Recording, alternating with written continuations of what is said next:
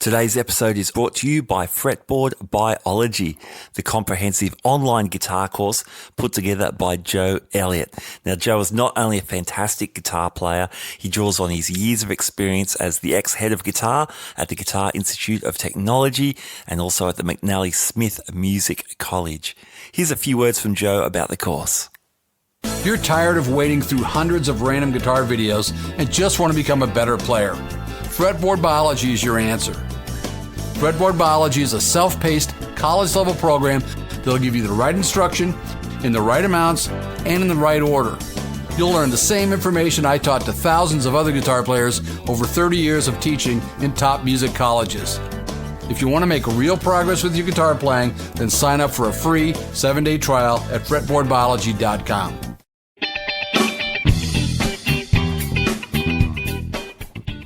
Hey everyone, welcome to the Guitar Speak podcast. My name's Matt Wakeling and this is the show that I produce in Sydney, Australia, where I speak to leading guitarists and guitar figures, and also established pretty much mid-2020 is the Iconic Album Series, and that's what we're running in today's episode with my friends Rob Rhodes. Hey Matt, hey Gabor. And Gabor Josika. Hey guys, how are you?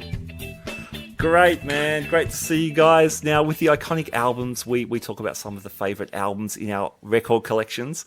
And this has been a really fun addition to the podcast this year. I have loved it, absolutely. Now, we're doing something a little different in this episode. We're not looking at one album. We're looking at several albums. We're close to a dozen live albums. And this was Rob's idea for a different kind of episode, which is such a good idea. I think live albums...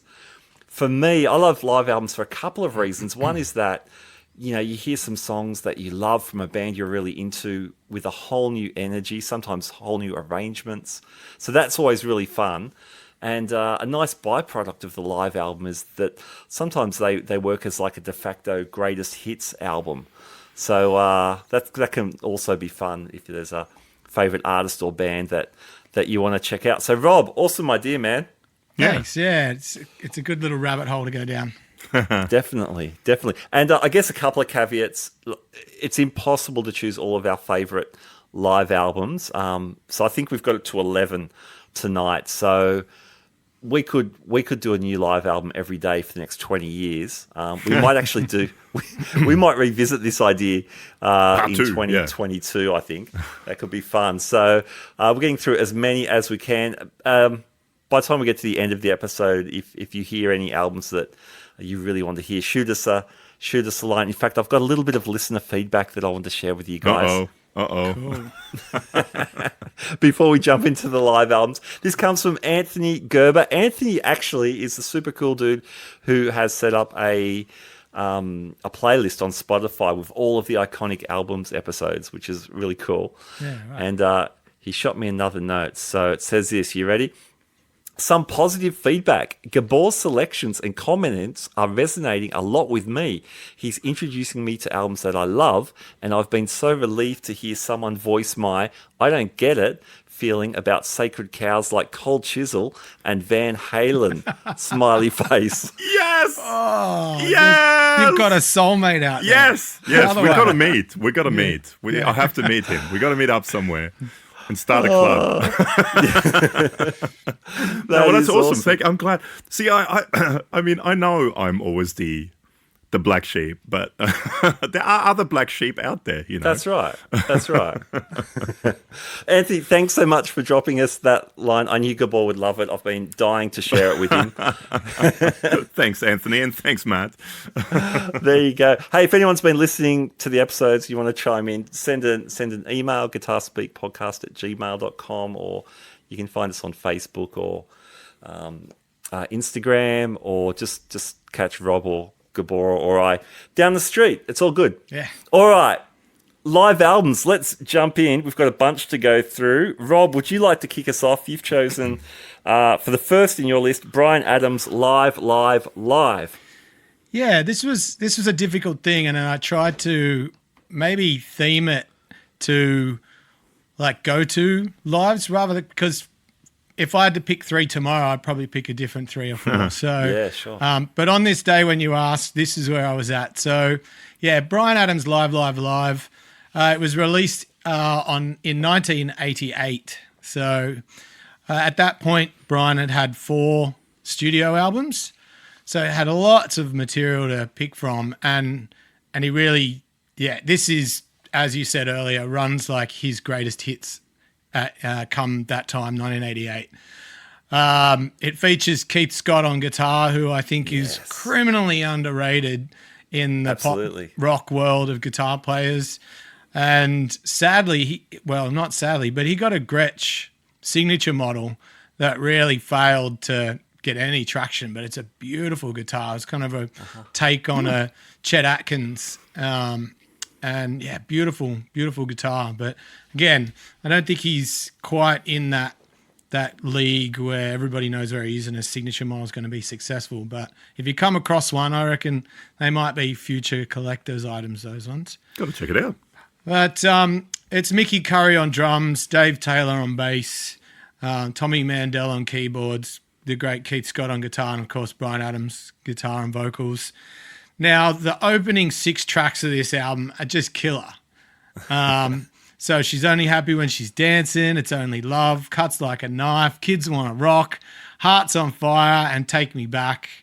And then you get a couple of well-placed ballads, The Best Is Yet to Come, and of course his big hit Heaven. And then it's into the big anthems, the rock anthems again. Heat of the Night, which features a great out solo by Keith.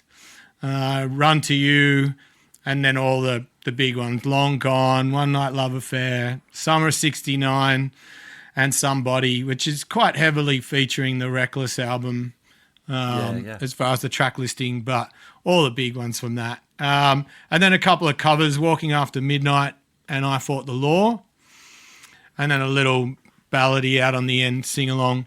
Now, it was recorded at Rock Werchetta, which is Werchetta in Belgium. And it was a festival on the 3rd of July in 1988. But one track, Into the Fire, which is the outro, that was recorded in Tokyo. Now, the album sold over 1 million copies. So at the time, you can see how big Bryan Adams was, that a live album that wasn't billed as a greatest hits sold over 1 million copies. And it was recorded in an unbelievably torrential rainstorm. So you can hear him address it on the record as he says to them, for you guys to stand out in the rain is pretty amazing. And it runs at a total of 70 minutes. So if you think Bryan Adams is just, weepy ballads from the 90s, this is him at his rockin' best. And the band is on fire. The songs don't really go too far away from the recorded versions. There's a few extended jams and stuff, but yeah, basically it's a pretty tight, succinct 70-minute set of Bryan Adams at that time of his career. Yeah, man. I agree. Keith Scott is unbelievably good. I reckon he's one of the main guys, maybe with someone like Elliott Easton from the Cars, who always plays the perfect guitar solo for the song that he's in. Who has a Gretsch signature guitar as well? Yes, true. Maybe it's a Gretsch signature guitar thing. Could be. Because Scott, when he wasn't doing the Gretsch thing, he was pretty much a Strat guy. For this record, he's been on the Strat, Early on, he was he had the Gretches from time to time, but from some of the things I read, because I was researching that model a while ago, because one popped up on Marketplace, and he wasn't really a big fan. He didn't speak favourably of Gretches, so it was a strange decision that he got one, but it did make sense because in the 90s he did play Gretches quite a bit in the early 2000s with Brian. And Brian played Gretches too. He's photographed with them on album covers and but big Strat guys, both of them too. So it looks cool. I don't think I've ever seen it. I'm just looking it up now. It's very sparkly. Yeah, looks great actually. Hey, Bryan Adams' guitar sounds great on this record too. So he sounds like he's in stereo. That kind of Run to You thing, is awesome, man. And I think is he a Vox Is he plugged into a bunch of Voxes? Quite possibly. He kind of. I don't know much about Brian as a guitar player, but he did. There's a lot of tellies and Strats, obviously rhythm instruments, and I have seen him with Gretches and 335s as well. So I was just from seeing stuff on MTV and stuff when I was younger. I always remember Strats or Gretches. That was always and because I think he's quite a little dude as well. The Gretsch always looked really big on him. I just remember that. And he's been that's awesome. He's been around a long time, Brian Adams. He was on opening tours for Van Halen and stuff in the late 70s. So he definitely paid his dues before the big hits. Cuts Like a Knife was probably his big injection worldwide as far as a hit single. And then when Reckless hit, you couldn't really escape Summer of '69, Run to You, Heaven. Those. Just a killer album from top to tail, that one too. I had that record on cassette, actually. Yeah, me too. When I was in year 8 or something, I put the headphones on, and man, Keith Scott, those solos are burnt into my brain. Quick fun fact about Keith Scott that I heard from Dave Leslie. So Baby Animals, when they toured with Van Halen in the 90s, they also did some tours with Bryan Adams. They also opened for them. And then the last time Bryan Adams came out, they worked with the Baby Animals again. Anyway, he said backstage, Keith Scott was a killer jazz player. Oh. Makes sense. I guess he does follow that, chord-based harmony, soloing, like very melodic. Yeah, and definitely. That's out of my comfort zone. Yep. And mine. Awesome, man. Hey, great record, Rob. I loved hearing Keith rip live. His tone is killer. Everything's killer. It's great. Thanks, man. Love it. All right, let's jump over. Portishead live at Roselands. This is your record, Gabor. Yes. Okay. So I picked. See, you were talking about live albums being sort of greatest hits, and to me, like, there's actually in my list 2 of the live albums were actually albums that introduced me to the band, and this was one of those. Because I remember seeing the concert on. I don't know if it was on like maybe Raid showed it one time, the whole concert, the whole show or something like that. But I remember I was in high school here in Australia. I saw it and I just loved it. I loved the Walnut 335 he was playing. I thought that's just the coolest looking guitar. The orchestra sitting there, it got me into the band. Anyway. So I don't know if how familiar you guys are with Portishead, but probably one of my all-time favorite bands. I got to put them up in I reckon top 5 of my all-time favorite bands. So this album was released on November 2nd, 1998, and it was recorded on July 24th, 1997, at Roselands Ballroom in New York City.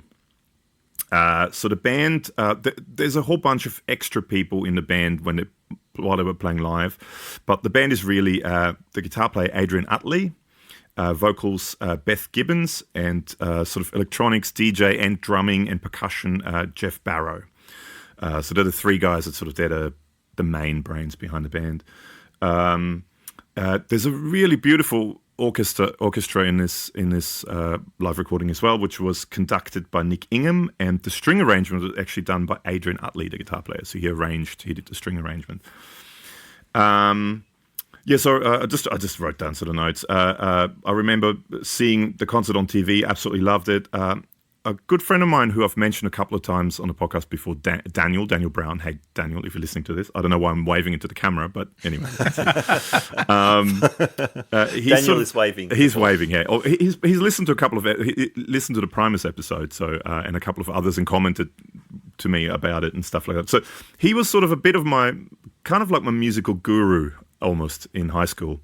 And I sort of mentioned that, I think, once, that I said, that Portishead, that was great. And he pulled out, like always, he had every album by every band ever. And he pulled out the album and he said, this is their, which is the self-titled album. He said, have a listen to it. It's great. Absolutely loved it. I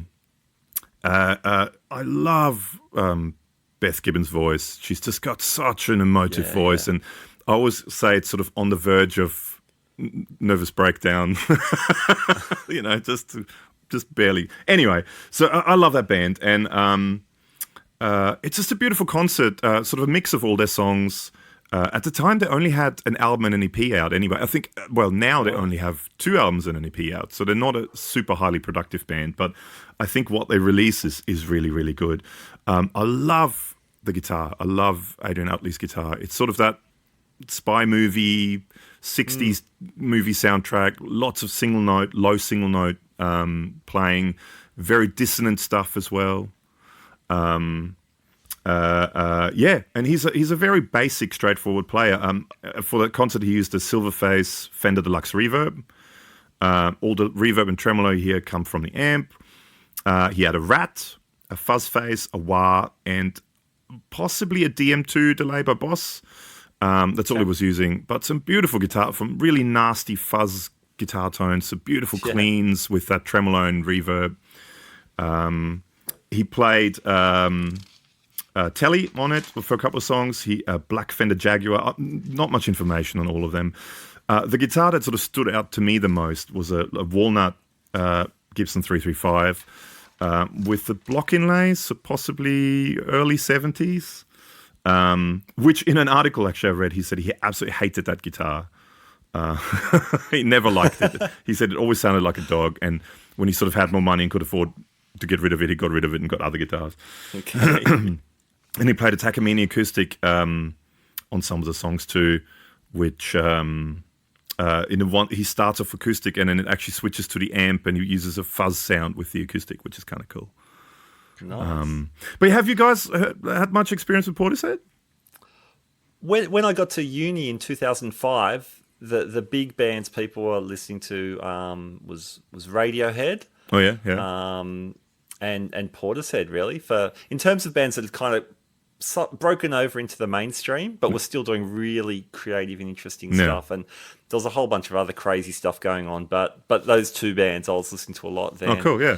And I always dug the mix of, especially for the live album, the mix of the sample-based stuff, which obviously they did a lot in the studio, plus the live orchestration, and live guitars and live drums, which was really cool. Live drums mixed with electronic drums and stuff. I love that's one of the things I really love about what they do is that sort of that blend of, I guess with air quotation marks, organic, like electric guitars, electric bass, real drums, and having the orchestra there as well. Yeah, beautiful. But then having all the electronic side of it, it just works together so well. And one of the coolest things, if you watch the whole show, there's a Rat pedal on everything. There's Rat pedals on keyboards. There's a Rat pedal next to the DJ thing. There's rats everywhere. So that's just for that, I remember my first long-term relationship. Portishead and Fiona Apple were kind of the soundtrack to that relationship. She's great too, Fiona Apple, yeah. That speaks volumes, I guess. Yeah. It didn't work out. We're still great friends. Shout out Kate Hay. But she'd listened to a lot of that. Portishead, Fiona Apple, the first Powderfinger record, Massive Attack. That's all sort of around that time. So I can't recall it. It's back in some far off nostalgic memories there, and the tears well up when I hear it. But other than that, no, I actually went back and listened to Portishead not too long ago. It's great stuff. I love it. Beautiful. It's so beautiful, the music, and her voice. It's just, I think, one of the most emotive singers ever. I reckon she just has so much emotion in her voice, whether it's sort of sassy emotion or like literally on the verge of completely exploding in self-hate and and hurt. And they use it a lot to sort of in soundtracks, like to set mood. Like I hear it a lot in the British crime dramas and stuff like that. It'll be in the background. Maybe Luther, I might have heard it in Luther and a couple of other shows. Yeah, they definitely it can really set a scene. So, that music, absolutely can. Yeah, so I love that album. I picked it just because it got me into the band, and it's always, there's always phases when I go through, and it's one of those bands that always comes back, and I always enjoyed it. And all 3, the 2 albums and the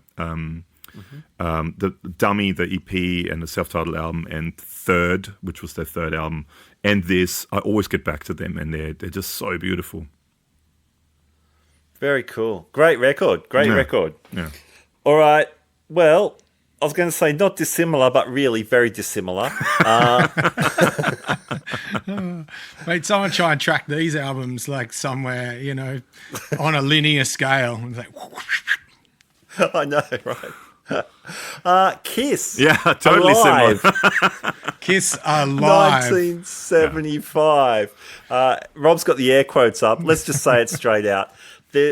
Depending on which band member you ask at which time in history, they've all said, yep, the album was absolutely live. And they've all said, no, we overdubbed pretty much everything except for the drums and the audience. And even then, you can hear Eddie Kramer, the engineer. He cranks up the audience when he wants to. He's moving audience sounds around.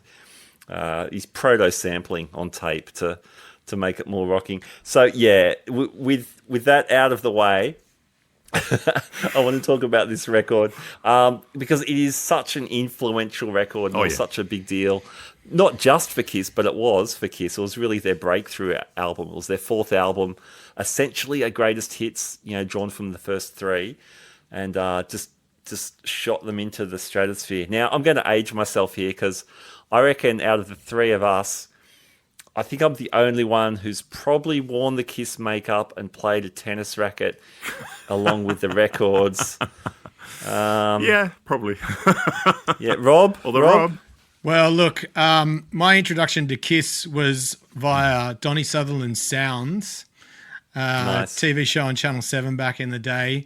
And I got into them during the Unmasked era. Okay. That's showing Too late. my age. Too late. Yeah, so Yeah, I thought so. Shandy was a big, big song in my house at that That's time. a cool song, Shane. Yeah. But they'd already taken the mask off, so I could have just said, yeah, I dressed as Kiss too, but after they took the makeup off. Did you put the black leather on, though? The leather coat? Oh, Shandy. I think Shandy was a makeup song, though, wasn't it? It wasn't Dynasty or Dynasty originally, I think, Shandy. No, it was off Unmasked. Was it on Unmasked? Yeah, Okay. Unmasked, Fair yeah. enough. That and I and She's So European. Oh. I gotta say, I'm a Kiss fan here. There's probably something that people may not think of me, but Kiss fan Wow. here, yeah. I went when they did their big reunion concert back with Peter Criss and Ace Frehley with the makeup on. I was there. Psycho Circus. Oh, okay. I was there at Entertainment Centre. I stood. I remember this is again for the kids out there. In the days when you had to go to Ticket Tech to buy tickets. Yes. Yeah. I lined up outside of Maya in Maroochydore, where the Ticket Tech was inside of Maya, which is like a department store kind of thing for the non-Australian listeners. And I lined up at, 7:30 in the morning, and I was like fifth from the front to go in to buy tickets. So we had, I went with my friend Michael, and we had tickets right up the front, really good tickets. So to give people some context who might not know what that is, it's kind of like lining up for a COVID test in Sydney at the moment. That's what we used to have to do to buy concert tickets. Yeah. And you'd get turned away. Exactly. You get turned away because it's sold out. Or, disappointed. Yeah, you'd sit there and you go, they're putting a second show on sale. You can stay in the line. Just there were more people with stonewashed jeans and mullets and Iron Maiden T-shirts and Kiss T-shirts. Yeah, that's. I wish there was just as many people with masks back then, but Yeah, that would have been good. Would have been arrested. Oh, that's great. Well, yeah, Kiss for me, I started playing guitar when I was 12, but I really got into music when I was about 10, I think. I think I've shared this before on the podcast with you guys, but I got a radio cassette player.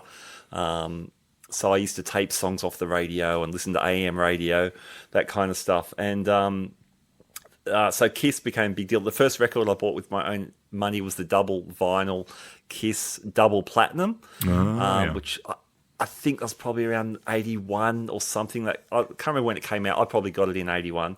And so Kiss Alive, so a huge album. This is the funny thing, especially about this record. I don't think there's ever been a more hyped, manufactured, or merchandised band more than Kiss, right? But you get back to their roots, especially their early albums, and really they're just a hard rock band, a no frills hard rock band at that.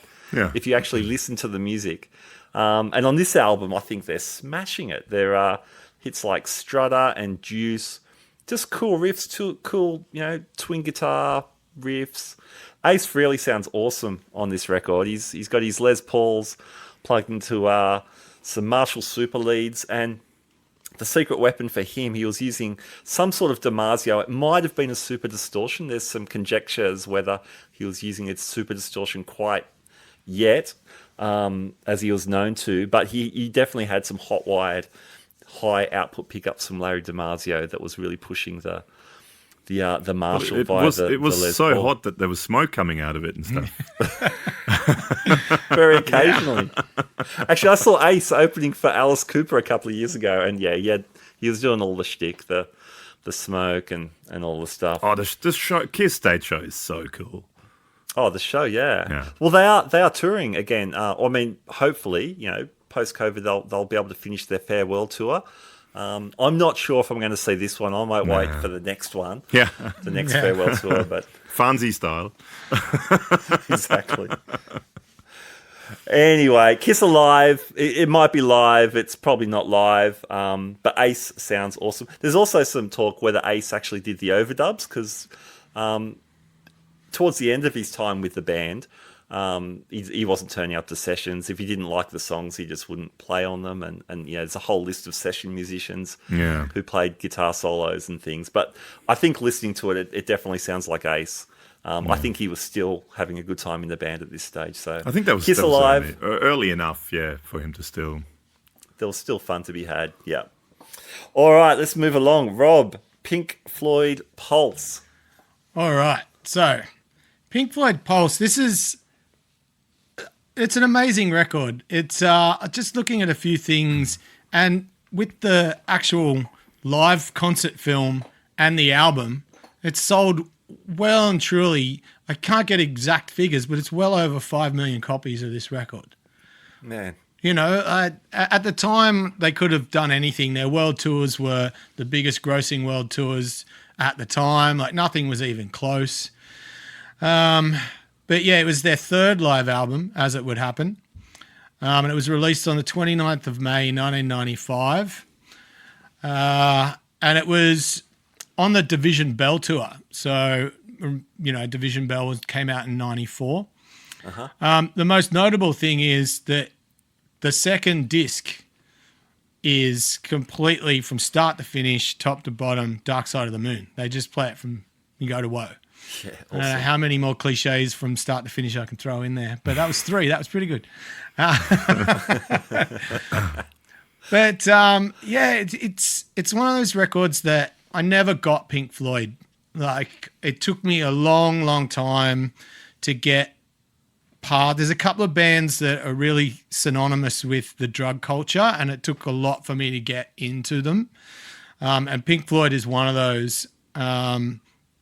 But then I just kind of buried myself into this album. It might have been only 10 years ago.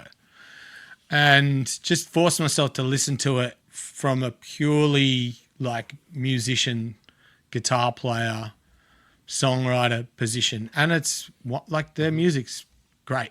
Is it all great? No. But, that you could say that about any band. But this album from start to finish is brilliant. Yeah. David Gilmour, we really don't even need to say anything about him, but he's like lead guitar, lead vocals, lap steel on this album. Nick Mason on drums and percussion. Richard Wright had returned by that point. He was playing keyboards. And then additional personnel. So Guy Pratt. You got Sam Brown, the great Sam Brown on vocals. Oh, really? Yeah. That's cool. Sam Brown's wonderful. Tim Rennick on guitar and backing vocals as well. It's just it's a great, huge band. And you look at the track listing, Shine On You Crazy Diamond, Astronomy, hit Donomy. after hit. Yeah. Yeah. And you just go, you can't really get it wrong. And it's really well recorded. And it runs at 145 minutes. Yeah. So, if you got a couple of hours to kill, it's a good way to do it. It's a good workout album. you know. Have you guys, just on a quick side note, Guy Pratt, have you seen some of the YouTube stuff he did during lockdown? Because he put up, he'd been doing the videos where he showed what he played and Oh, yeah. He's been doing some really cool videos, actually, on stuff that he's been part of during lockdown. And he's a cool dude. Like, he's a cool funny dude, storyteller, yeah. hey? Yeah. Definitely. So you know what? Sorry, go ahead. Oh, I was going to say, with Floyd, I think I'm with you a little bit too, because, I mean, the early psychedelic stuff gets a lot of, I don't know, street cred, but I actually like this era of Pink Floyd probably the best. Yeah. So even the newer stuff they were writing around here, like Learning to Fly, I love that stuff. I thought it was really, really cool. And it was more big stadium rock with long solos, so what was there not to love? But I guess different from some of the earlier stuff, but I adored this era. Yeah, and I think like Delicate Sound of Thunder came out, and I loved Dogs of War and On the Turning Away, and the addition of those two songs would have been great on this collection, but they're not. They're on something else. But they're just that era of Pink Floyd for me too. I really liked.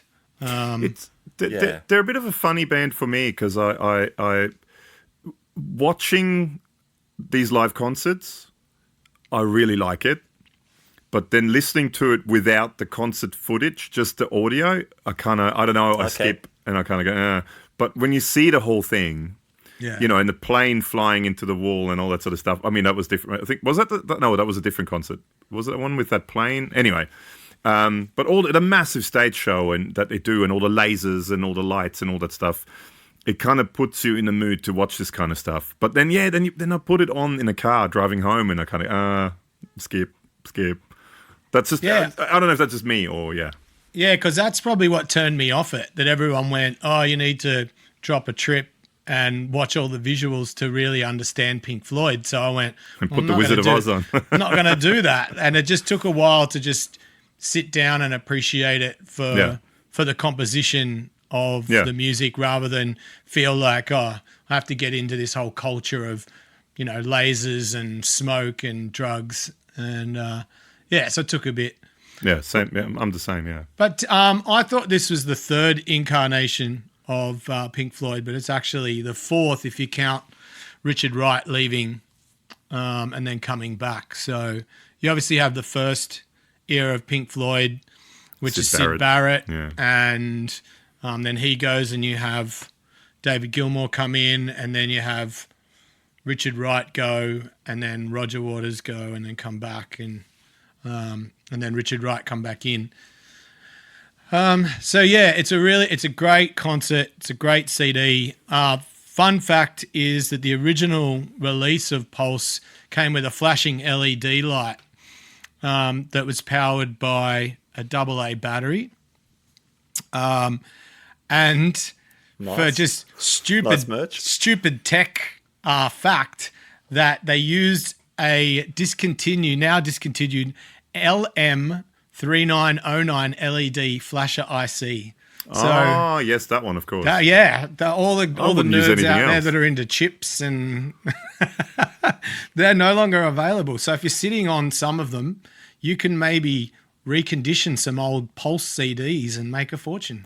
And wasn't that also that era when they had this mystery where there were these hidden messages in the artwork and in the thing behind? Wasn't that same era as well? Yeah, there are. Apparently, there's an owl hidden in if you put the two sides together, and there's time. I think there's references to songs. I was talking to my mate Charlie about it this afternoon. I was quizzing him on the album, and he said, there's all little pieces of artwork and stuff in the album cover if you go looking. Yeah. Paul is dead. Paul is dead. One of those. Yes. Wrong band. That's later. So, from England. If you haven't heard this one, go check it out. I think it's probably Pink Floyd at their best live. And you get Dark Side of the Moon as a bonus. All right, Gabor, Nirvana, Unplugged, sort of. All right. Well, speaking of highly selling live albums, this one is quite a high-selling live album. So Nirvana Unplugged, I mean, do I really need to talk about it much? It's talking about iconic live albums. It's probably one of the most iconic live albums of the 90s, probably. Is it? Am I the only one who thinking that? Yeah, way up there. It's way up there. So it was released on November 1st, 1994, which was 7 months after Kurt Cobain's death. Yeah, it was recorded on November 18, 1993 at Sony Music Studios in New York City. It was shown on MTV on December 16th, 1993. I'm just reading it. Possibly one of the most iconic live performances of the 90s. Some magazines rate it as one of the greatest live albums of all times. Wow. Yeah, that's when they did that in the late 90s, early 2000s. Rob's face, yeah, you got to see it. You can't see it on the podcast. No. You need the special glasses. If you want it, send us a message and I'll shoot you a screenshot for reference. For only $2, you can. It won Nirvana the only Grammy Award as well, the 1996 Grammy Award. It sold, again, hard to find exact numbers, around 15 million albums worldwide, which for a live album is pretty crazy. I think it's the third biggest MTV Unplugged. I think Eric Clapton Unplugged has sold the most. It's like almost 30 million now that they've sold. Yeah. But 15 million for a live album. It's crazy. So, I mean, there's not all that much to say. It's one of the main things sort of is they had big struggles with MTV because Kurt didn't want to play the big hits. MTV wanted them to do the big hits. Yeah. He almost walked last minute. He almost didn't do the show, but then was talked into it and did the show. And I think the world is a better place for him doing it. I remember seeing clips on TV and I was going to go, when is it finally coming out? And I bought it on glorious VHS when it came out. Wow, nice. I mean, I was a massive Nirvana fan, Kurt Cobain fan. I was a massive fan also in Utero, which is an album that we're going to talk about in an upcoming iconic podcast, album podcast for sure. One of the other big things about this whole thing, which is really nothing to do with the actual performance, is the guitar. The most expensive guitar of all times, the 1959 Martin D18E, which Kurt Cobain bought in late 93 at Voltage Guitars in LA, just a couple of months before the Unplugged gig, most likely because of the Unplugged gig because that was sort of already in the making. It's a super rare guitar, actually. It's it's number 7 of 302 that Martin made with the 2 Diamond pickups on it. It was the first model that featured electric pickups in a Martin that was ever made. And it sold at Julian's, the auction house, for $6,010,000 US. So, and I think they said around about 9 million Australian dollars, which is just crazy. And was bought by an Australian, by Peter Friedman, the founder of Rode Microphones. Rode Mics, yeah. Rode Mics. And just to give you just a quick idea as well, a year before, the cardigan Kurt Cobain wore at the MTV Unplugged, that green cardigan, was sold for $334,000 US, making it the most expensive cardigan or sweater of all time. What would have Kurt Cobain made of all this? He would have hated it. Yeah, he would have absolutely hated it for sure. One other thing I quickly want to just touch on. Kurt was really, really, really worried about playing acoustic guitar. So in a first, also for MTV Unplugged, they actually put an amp there. So there was a Fender Twin Reverb that was hidden behind a thing to make it look like a monitor, like a foldback monitor. Yep. And they actually, with a DI, they split it. So apparently on the recording, it's mostly the direct sound with some of the amp mixed in every once in a while. But in the recording, he only heard the guitar through the amp. And he was also allowed to use his DS1 or DS2, an EHX small clone chorus to get some distortion for some solos. Men Who Sold the World and Come As You Are and stuff like that. Yeah. And that was a big thing as well, but he really wanted it and he was really nervous about performing. And just, I mean, one last quick thing. So he didn't like two last things. He didn't like the sound of the Diamond pickups on it, so he put a Bartolini 3AV sound hole pickup in it, which is what you hear. That and, of course, the transducer. Cool pickups there. Cool, yeah. And probably one of the most iconic songs on that recording is Pennyroyal Tea, which they did a whole bunch of trials basically during the rehearsal. It always sounded like crap, never worked. And then when they were recording it, they basically, I think that you can hear it, Kurt Cobain saying, where is it? Am I going to do this by myself? And then Dave Grohl replied, yeah, do it by yourself. And Kurt Cobain joked, if it sounds bad, these people are just going to have to wait. And he recorded it just playing by himself. And it's become sort of probably one of the most iconic, and his voice sort of breaking and cracking. And just, again, the Kurt Cobain biographer Charles Cross said this was probably Kurt Cobain's single greatest moment on stage. Writing that, like all the high water marks in his career, it came at a time when he seemed to be destined to fail. So that's Nirvana Unplugged. Well, the song that's endured, right, Triple M have carried for 20 years is their Bowie cover. Oh, The Man Who Sold the World, which is great too. Yeah. You know, that's the one that when I think of that album, that's what I hear just from radio. Yeah. I mean, my favourite cut is About a Girl, the Beatlesque. Yeah. I think it's the opening track, the first track, yeah. Yeah. It's awesome. Did his guitar tech get fired after that performance? No, I think he had the one guitar tech throughout his whole career. Because there's always the discussion on his guitar being out of tune pretty much throughout that whole thing, right? What's being in tune and out of tune? Yeah, I guess. Pish posh. What's a few notes? It's all part of the... it's part of the fun. The luster. Yeah. We're going to take a short break. We'll be back with some more live iconic albums. This episode is brought to you by Fretboard Biology, the comprehensive online guitar course put together by Joe Elliott, ex-head of guitar at the Guitar Institute of Technology and the McNally Smith College of Music. I was one of the beta testers for the course and can say as a music educator, I was really impressed by the logical sequence of learning. The course has also been endorsed by players such as Brett Garsed and Greg Koch.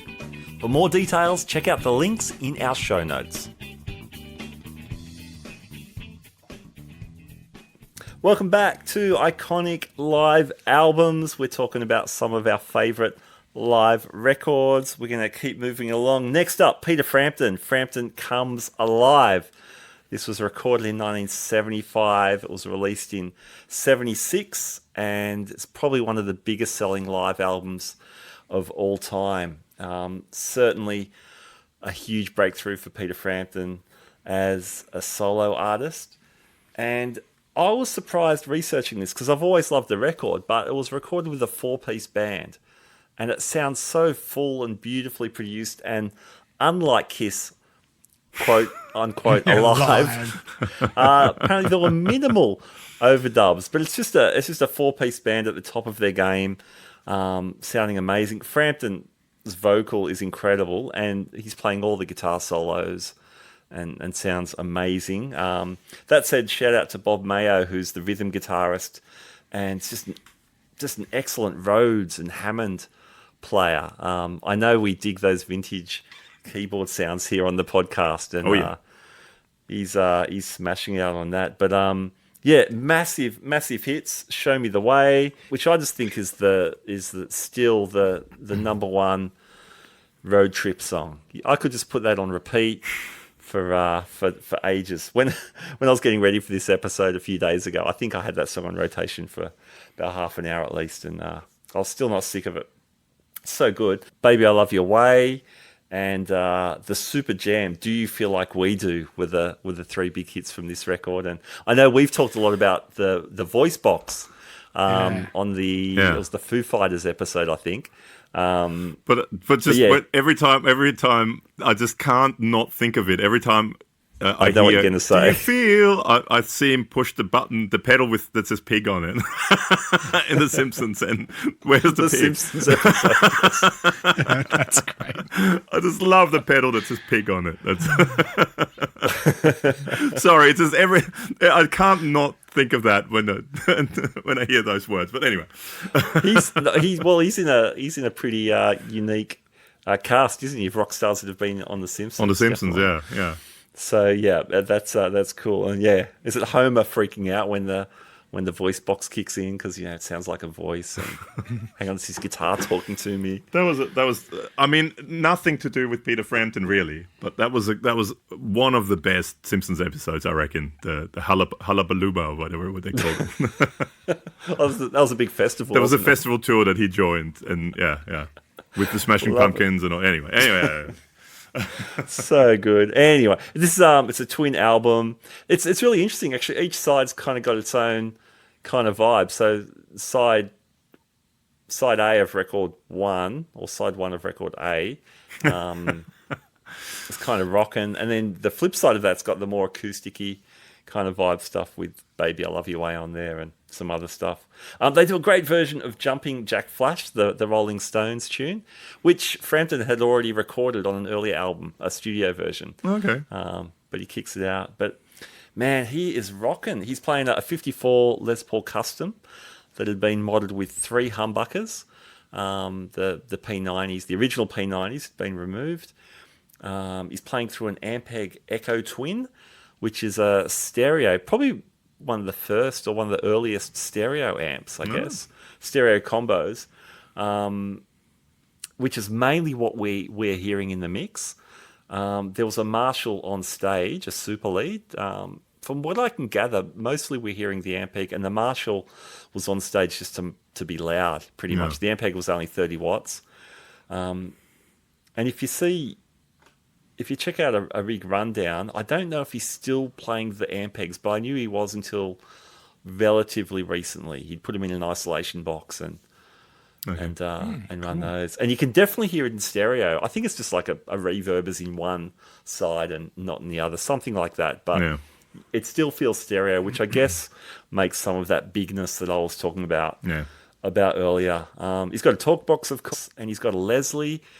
And that's pretty much it. What I love about this record, especially the rock and stuff, you can hear him working the volume pot to clean up the tone, and then he's cranking it for solos and big power chords and stuff. But he sounds awesome, man. He sounds awesome.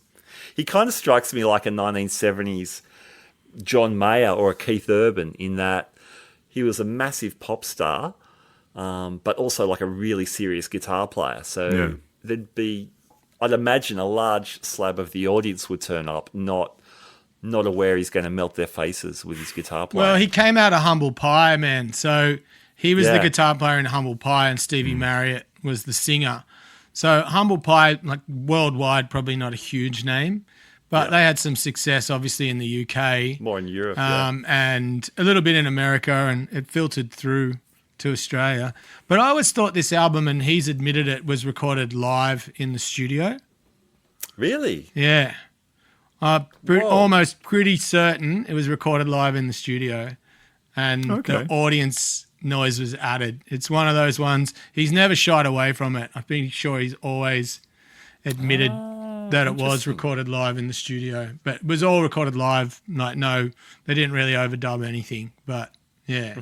One of those things, one of those tricky things of the 70s that they did. Yeah, well, I mean, the 70s live album was really a big event. I mean, nowadays where you can access almost anything live, at least through YouTube. But wow. All right, well, 2 out of 3 of my albums are not really very live so far, but they have more crowd sounds. Oh, there you go. But a great record nonetheless. And Frampton, made him a massive, massive household name. Yeah. All right, let's keep going here. Hendrix is an artist we covered recently on the show. Rob, you've got Band of Gypsies for Hendrix Live. Now, this obviously came out after he passed away because it was recorded on... it was recorded over a couple of nights, but mostly on the 1st of January 1970 at the Fillmore East. And it was, again, Hendrix in trio mode after coming off Woodstock with a big band, Gypsy Sun and Rainbows, and that kind of... He'd sort of dipped his toe in the water with that sort of thing. Yeah, but he pulled it back to do these shows at the Fillmore East with Billy Cox on bass and Buddy Miles on drums. It's a very different kind of set. It doesn't have his huge hits in it. And it was filmed. So I've got a DVD of this where they found all the old, they thought the footage was lost. And they've sort of pieced the whole show together from some sort of horrible black and white footage from a camera up in the bleachers. And then they've got stage shots, and it's killer. And it's been remastered and it sounds amazing. But at the time, Hendrix was really trying to connect with the African-American people in his home country of the United States.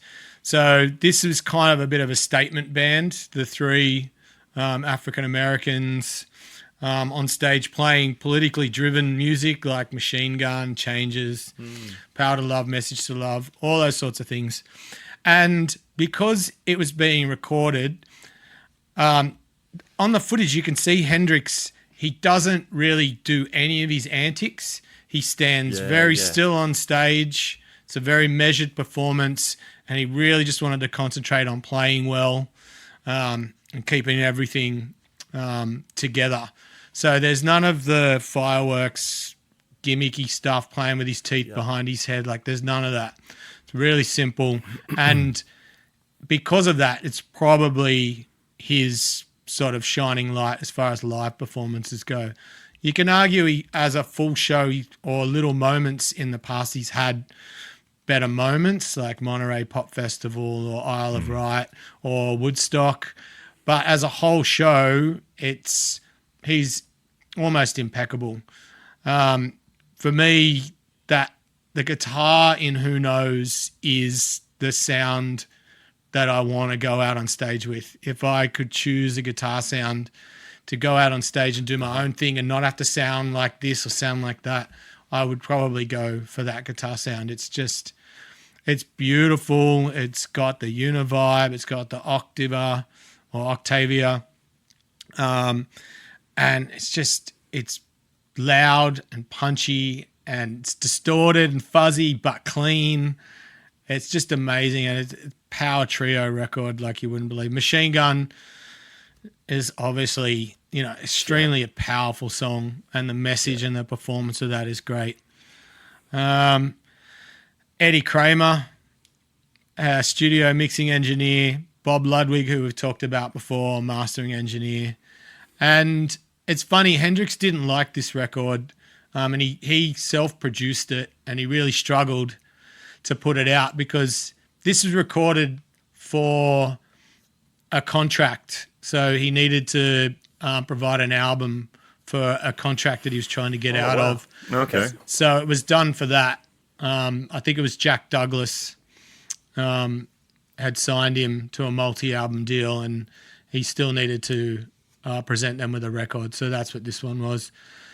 It received mixed reviews, mostly because they thought that the band didn't sound together, and that but I think it was probably more because the hits weren't there. Because when it originally came out, years later, they put Foxy Lady, a version of that on it, and Hear My Trainer Coming. But it was really all new songs, and Billy Cox singing, and a Buddy Miles song. So, but as a live record and as a little snapshot into Hendrix, just a mere weeks or a month before he passed away. It's really telling, and it's a fantastic little showpiece for him, I think. Yeah. Definitely. With all that showbiz stuff he was putting to the side, there's stories musically as well that he was planning to work with. I think it was Gil Evans, the arranger, and it's really interesting to think where he might have ended up musically in the following years. Didn't George Benson say that if he would still be alive, he'd probably be like the greatest jazz guitar player ever, or something? It was something like that. Yeah. Right. Yeah. Yep. Yeah. Amazing, but cool record and a good snapshot, especially as we covered, his first album, Are You Experienced, a few episodes ago, and this is essentially his last living one. Hey, Jack Douglas, was Jack Douglas? Yeah, I think so. I'm just off the top of my head from the book I read years ago. It's a different Jack Douglas though than the one I think you're thinking of. I'm thinking of the producer who still released a lot of Hendrix stuff Yeah, after his death, and pretty controversially, got other musicians in and overdubbed and did all sorts of things for the recording. Yeah, just keep churning out the material. he was pretty horrible to Hendrix.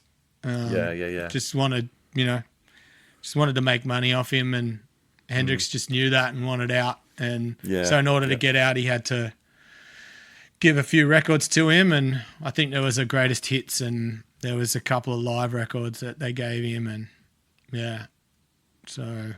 but tragic story. But for this to be his book-ended, record of his last, one of his last live performances, I think it is, it's the encyclopedia of Hendrix. One record, one live record. Yeah, awesome, excellent. All right, let's keep going here. Rammstein live aus Berlin. Well, let's who picked this one? Let's change the mood a little bit. So Rammstein live aus Berlin. Now I picked that one. That, like Porter said, that's kind of the album that got me into the band, and this came through another friend of mine, my friend Michael Dutton. I don't know if you're listening, Michael. Hello. I'm actually going to be doing a band gig with him. This is so rare for me to do a band gig next month. Nice. Anyway. Is this the Australian Rammstein show? The Australian yeah, exactly. Yes. Nice. Being a big buff guy who speaks German. You're the guy. In. How do you pronounce the name? I feel like I'm doing it wrong.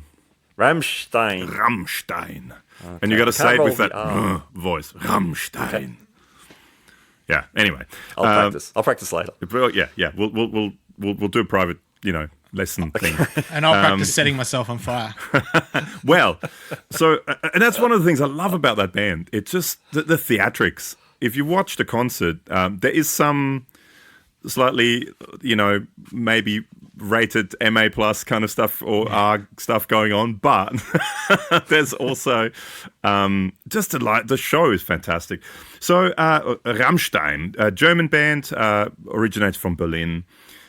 This is basically a live album that was part of a tour for their second album, which was kind of the massive breakthrough album, which was a tour that ended up lasting 4 years of almost non-stop touring worldwide. Wow. Which made them go from a relatively unknown band in Germany that sort of was part of a new wave of music called Neue Deutsche Härte, which means new German hard music stuff. Hardness. I don't know. That sounds maybe a little bit wrong as well, but heavy, new German heavy hard music. It sort of propelled them to being a massive worldwide band. And they are in the, tens of millions of albums selling bands now. So they are, and stadium filling bands. So the band formed in Berlin in 1994.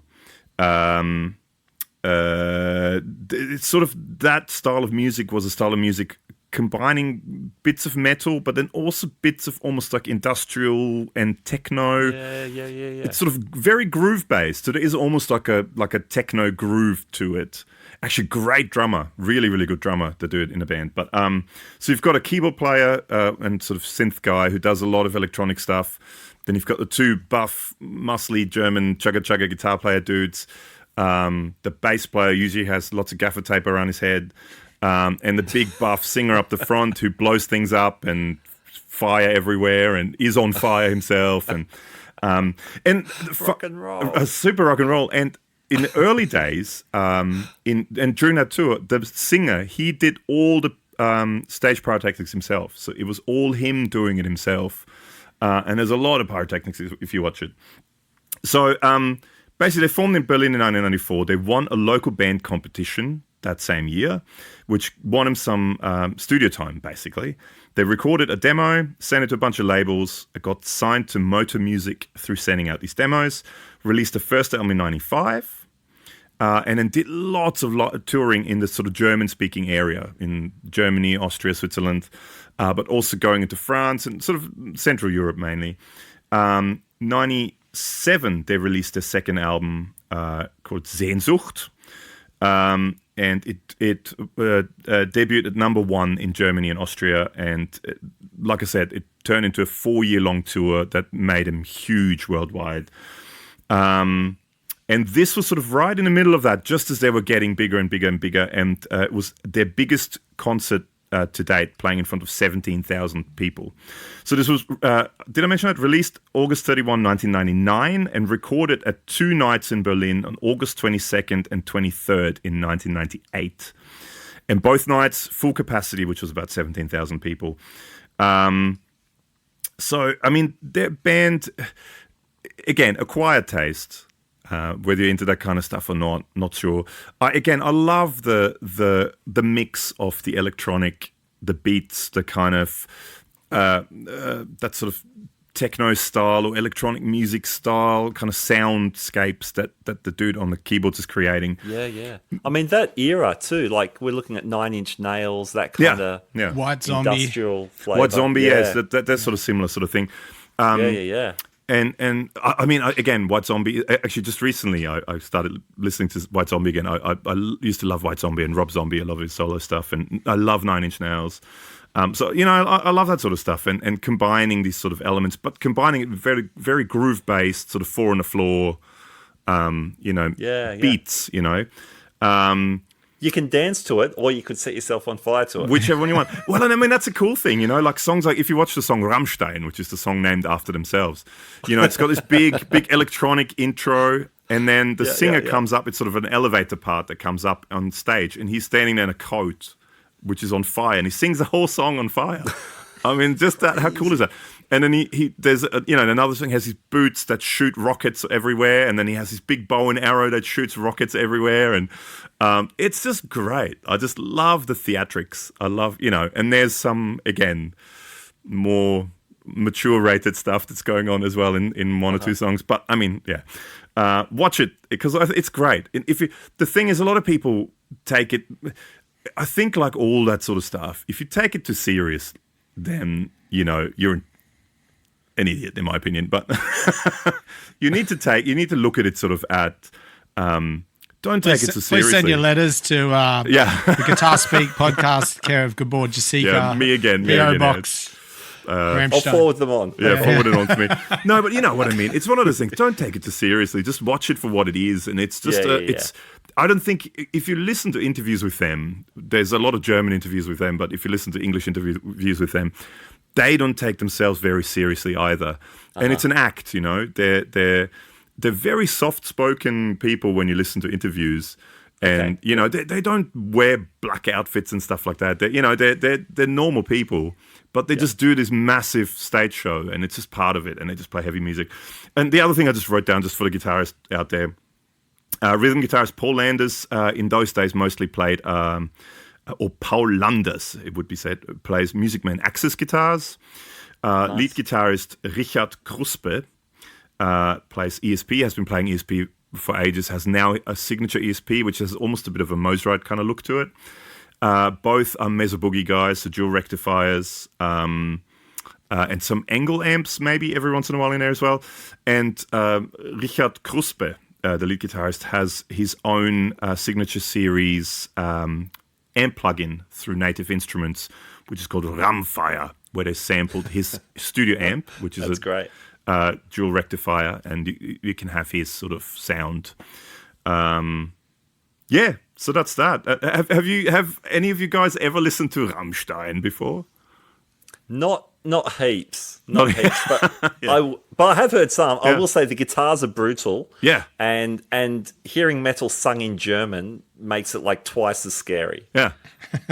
And the funny thing is, the thing is, a lot of the stuff he says, I mean, there's some darker stuff too, but when you listen to interviews, he took a lot of inspiration from Marlene Dietrich, the old, oldie singer. And I mean, she's not metal, but he wanted that sort of voice, that kind of low, spoken, very sort of like this, kind of voice. Yeah. And he took a lot of influences from Marlene Dietrich. So, I mean, that's coming again from a ye oldie kind of Yeah, German yeah. folk songs almost, kind of thing. Yep. So, It's that vaudeville, yeah. kind of influence. and Yeah. it's performing. It's just art, performing art, basically. That's what they do, and they just do it a little bit different to what most other people would do. Yeah, I don't know much about him, but I remember I'm coming across as a guy who watches lots of TV, but Hey, Channel- that's the musician's life, yeah, isn't it? Channel V at the height of their popularity, and they would go on the road with Big Day Out. So Yeah. you'd get to see behind the scenes of the Big Day Out, and you'd see a song here or two or a set of someone, and that's kind of where I got exposed to Rammstein, was Yeah. on that, and they were obviously just showing where he sets himself on fire, and it's crazy. But yeah, it was a carnival on stage. It was awesome. Oh, it's a massive stage show. Massive stage show. I saw Nine Inch Nails in, I think it was the 2000 Big Day Out. It was such a good year. There was Chili Peppers, Foo Fighters, Blink, all the Aussie bands as well. But there was the dual stages at the Sydney Showgrounds. And so the crowd on the floor, I was back in the stadium, but the crowd on the floor would kind of merge towards whichever band they wanted to see most. So there was just this sea of black in front of the Nine Inch Nails stage. It was before they came on. You could just see it slowly merge over. It was epic. I saw Nine Inch Nails in maybe 95, 6, 5 Okay, yeah. at Alternative Nations. Does anyone remember there was one Oh, yeah. tour? And it had like yeah. Faith No More and Yeah. anyway, and it was the same. It was the two stages. Yeah. And I think it was Nine Inch Nails and then it was Faith No More after. Or maybe it was Faith No More and then Nine Inch Nails. They were the two last acts. Yeah. And they always, the stage where the bands didn't play, they had this massive curtain Yes. that was closed, and then you had and they were setting up behind it. And I remember Nine Inch Nails came on, and they had this sort of pulsating electronic beats and lights flashing behind the curtain. And then you could see someone, and there were big screens too, and you could see someone, which was Trent Reznor, jumping at the big curtain. And he was just yanking at it, pulling it, and he ripped the whole curtain and about half of the lighting rig down. And that's how Nine Inch Nails started the show. It was fantastic, and it absolutely trashed everything on stage. It was fantastic. I had a mate who worked on that tour, like booking, like tour managing, and it was an abject failure. Oh, yeah. Pretty much the whole thing got rained out. It was like record rain that year, and just followed the tour around. Yeah, and it was a complete bust. So it only happened once. But such good bands. And Chili Peppers were meant to be on it, but I think Anthony Kiedis and Stone Temple Pilots were meant to be on it too. But it was a great. I mean, this has nothing to do with Rammstein, but it was a great lineup. And anyway, go check out Rammstein. Rammstein. Well, not dissimilar to Rammstein, our next album, Dire Straits, on the night. Almost the same. I'm glad you made that. I thought I 1993. was going to be the only one who could draw parallels between those two. But good job. I mean, what other podcast really in the world could you have Hey, Hendrix Come on. followed by Rammstein followed by Dire Straits? You are not going to get this anywhere else, ladies and only gentlemen. place in the world. Cultural revolution here, folks. Absolutely. It is. Now, Dire Straits on the night 93. I saw that tour, so I've got a soft spot for this live cool. album. For me, I mean, the whole idea of a greatest hits album, I've been toying with bringing a Dire Straits record to this series. But the trip up for me has been I mean, Mark Knopfler's had many phases in his career, but I've got two main ones in Dire Straits. It's Mark Knopfler mainly playing a Strat, and then it's Mark Knopfler playing a lot of Les Paul.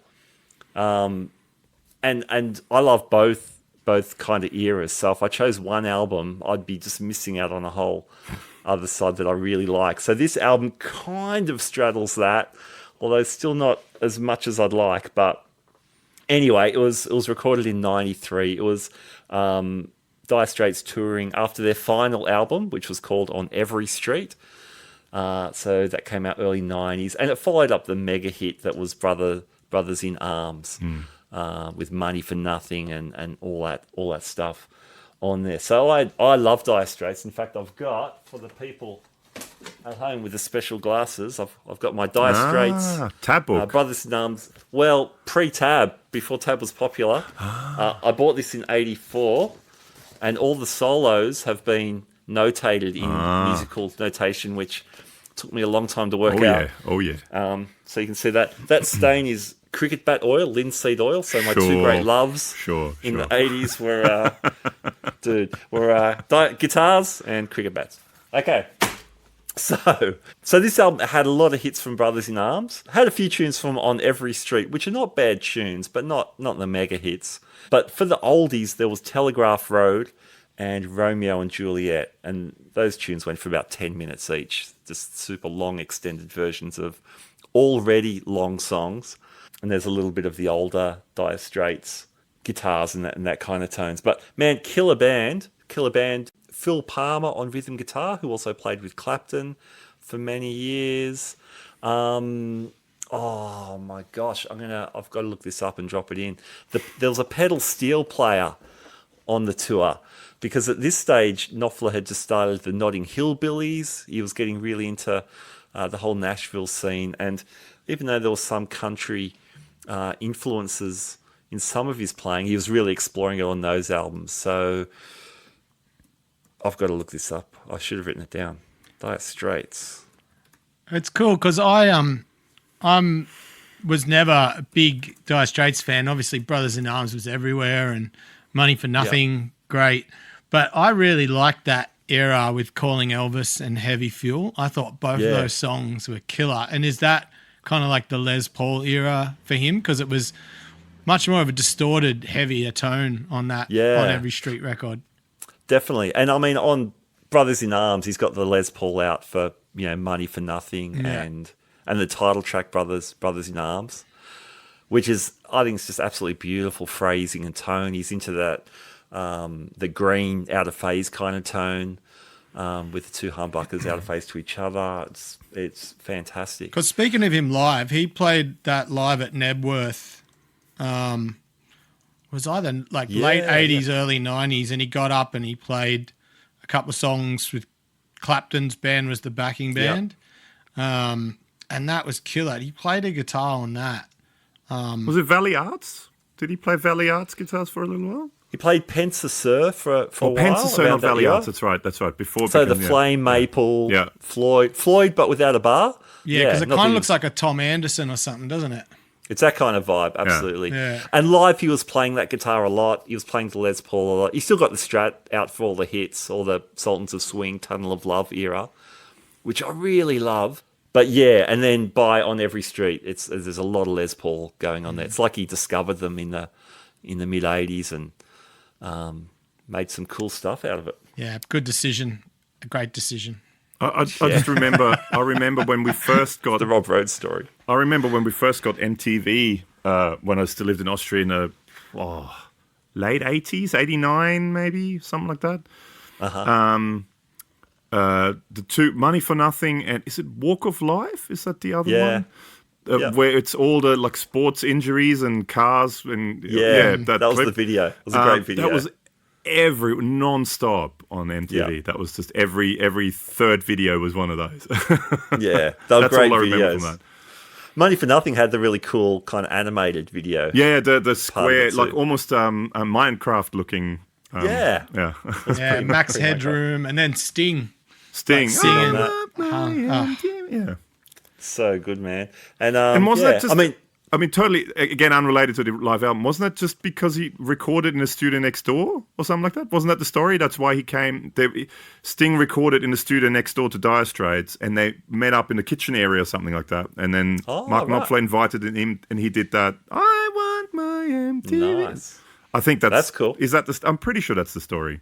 Well, Sounds it is. good. It is now. It is now. Yeah, it's fact. If I say it's fact. It's on. I'm updating Wikipedia as we speak. It's done. To tie in with the episodes, I like that. I've referenced you and this podcast as as the factual check.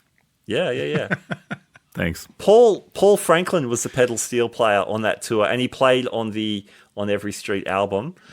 Okay. But hearing him rip on stuff like Money for Nothing was awesome. Like he'd pull out like a distorted tone a la who's the dude? Robert Randolph, that kind of thing. But he'd also do more country stuff and more atmospheric. So that was real. I really loved hearing that. But I've got to say, the greatest Dire Straits live album never released was the simulcast, and I think I might have mentioned this somewhere on a podcast. Simulcast from their final Sydney show in 1986, and this is when on the Brothers in Arms tour they were probably maybe the biggest band in the world. And they did show after show at the City Entertainment Centre, and they kept adding shows, and they did 20-something shows, breaking Elton John's record or something. So by the last show, there wasn't anyone left in Australia that hadn't seen the show live, but just in case, they simulcast it on TV on Channel 9 or something, and got one of the FM stations, I think it was Triple M, to play the music. I guess it's the equivalent of a live stream. Yeah. But back in the mid-'80s, this was a massively big deal. So I got my little tape deck out, and I put it near the speaker, the mono speaker of the stereo, not the stereo, of my TV. Yeah. Because kids' TVs only had one speaker back then. Well, that was the thing, wasn't it? Because I remember those too. You watch it on TV, but then you have the radio with the two speakers on if it's simulcast. And so you listen to it through the radio, so you hear the music better, but you watch it on TV. And then often there'd be a little bit of a lag as well. It wouldn't be quite in sync. Yeah. But, I mean, that was all part of it. It was great, buffering. Because everyone had half-decent hi-fis back then. So, like, my parents had a half-decent hi-fi. So compared to what even if you had a big TV back then, like, 15 inches or 20, that was a big TV. Yeah. And then it was, but it was about 30 inches deep as well. Yeah, that's right. But it had a tiny little 3-inch speaker in it. So when they did the simulcasts, and we've talked about these before, we talked about the John Farnham one. And, the Farnham, that's right. That you just crank the stereo and sit in front of the TV. It was just amazing. Like, it's magical. Those days have been lost. Kids nowadays, they just don't know what they're missing. And they just go on YouTube and watch someone who's recorded on their phone distorted. While sitting on the toilet, This band sucks. Yeah. So, and I had that cassette for years and years until I wore it out, and I knew how they ended all these songs that were fade-outs on the record. So if ever I played some of those songs live, I still do Money for Nothing in some bands, that gets called. I still remember how they ended it in the Sydney show back then. And I just found it on YouTube. It's been posted on YouTube a couple of times. Okay. So I'm super stoked. Anyway, that's Dire Straits on the night, 93. Mark Knopfler. Dude, what a player. Let's move along. Rob, we're up to you now.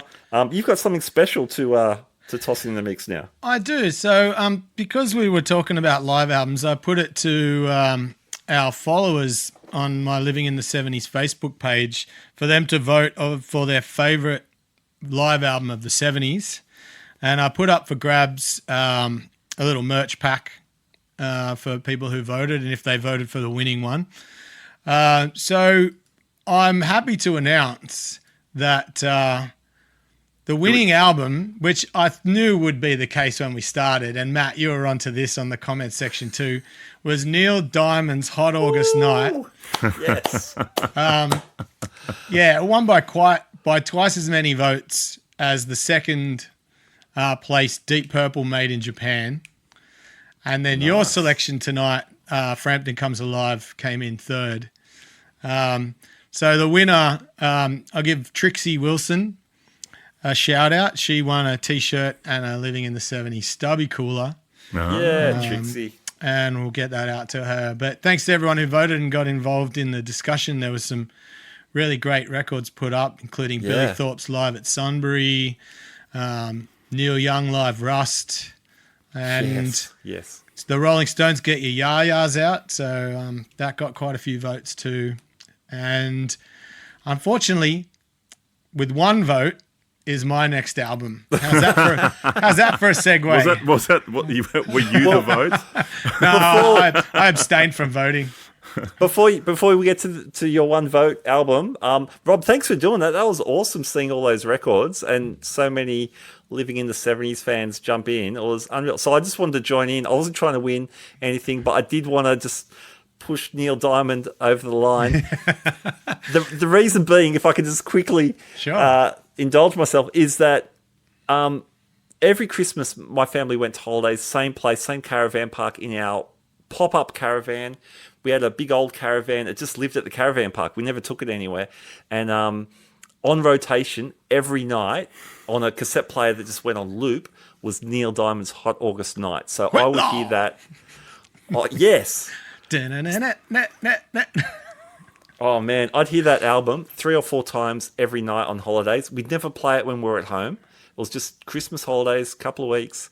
And I love that record. So is that now you're getting in the swing of Christmas album? It's like, okay, got to get in the Christmas mood. Let's put on some Neil Diamonds.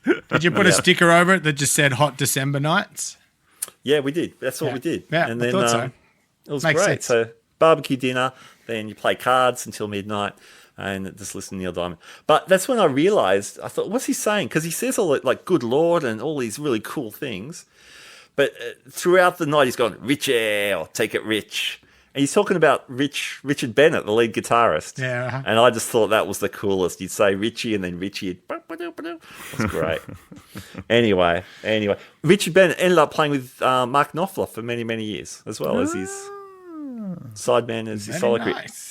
Anyway, thanks living in the 70s fans. You've come up with a heap of albums I wish I picked for tonight, but we'll revisit this idea, I think, in the future.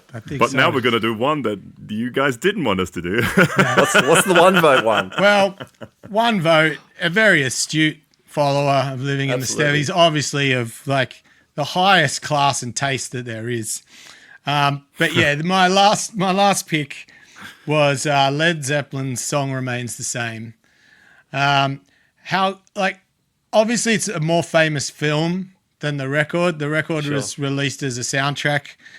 So maybe I'm going to probably talk about the film more than the album.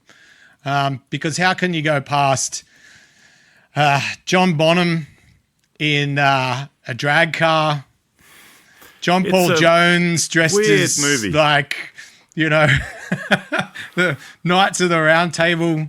There's just Robert Plant down by a stream with his, swimming around with his kids, and Jimmy Page doing weird, occult things.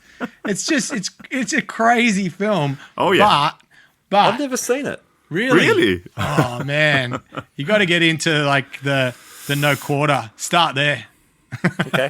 Start with No Quarter. I don't think it's on YouTube because you can't get any Led Zeppelin stuff on YouTube. I have it on VHS. Not even Rick Beato. Rick Beato can't even get Led Zeppelin stuff on there. That's that then. Beato.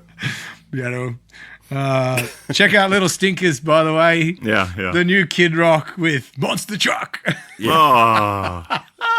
Oh, too good. Yeah. Too good. Anyway, I digress. Led Zeppelin, the song remains the same. Now, It kicks off with the only way you could kick off a Led Zeppelin live record, drum intro to rock and roll. Yeah. You couldn't wish to open it any better. And with Robert Plant singing down and quite possibly out of tune, but I'm not going to... when he sings like that, he can start a show any way he wants. It was 1976, and the filming took place in the summer of 73 during 3 nights of shows at Madison Square Garden, New York City, with additional footage shot at Shepperton Studios. So again, just talking about the film. John Bonham, drums, John Paul Jones, bass, Jimmy Page, Robert Plant, and another Eddie Kramer. Engineering He's everywhere, man. He was the guy. So a track listing of, so if you just look at, I'm going to go to the movie because the movie has all of the tracks.